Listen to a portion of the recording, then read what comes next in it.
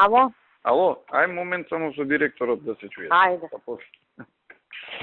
Ало. Ало? Што направивте? Тука се кај мене сите Горанчо Апостол Иво. Аха. Слободно може да кажеш дека рашистен.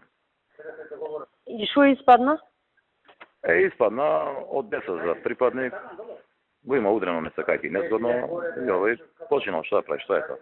Добро се случуваат и такви работи. Тоа е тоа. Се случува, битно го расчистуваме и за А не бил на должност, така? Овој. Должност како не бил на должност? Била. Ба бил на должност по уствена наредба, значи кога има такви настани обично се испраќа да го обезбедуваат просторот.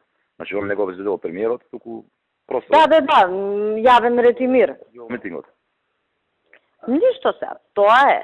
Кој да е? Тоа е овие што дигаат паника па ти кај се решава сега ваков случај у еден саат, нешто сака. Не бе, ние да немаме притисок. Утре се вали од 10 да раши. Да, и никој не кажал, ама пак е индикативно што... Особено ни требаше еден ден, ќе се каже, дека... Да, Иво ќе си објасни тоа. Го идентификувавме со отпечатоци. Урко, трни го бе телефонот. Кој испадна сега дека е? Ало. Ало? Кој испадна дека е убиениот? Некој джанкер. Добро, ма и тоа нека си се каже. Да се спомне дека уствари имал нарушено здравје. Вината ја, знаеш, ја префрламе на кај него.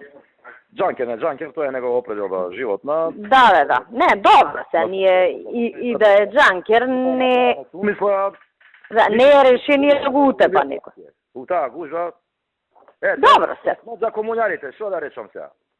Нека пукнат. Една работа не ни помина без некој малер. Супер ова што се расчисти да си го тираме ние другово од вчера. Да. За да не зема централно место, сега за што ќе протестираат? Губиме. Добро, супер, шум се расчисти, одлично. Одлично. Така. Кажи ми ако е таму премиерот, кажи ми готово. Па ќе му кажам, ја искочив за да зборам на телефон, да не ме слушаат сега цела влада, ќе му кажам сега да знае дека е завршено. Океј, хајде, чао.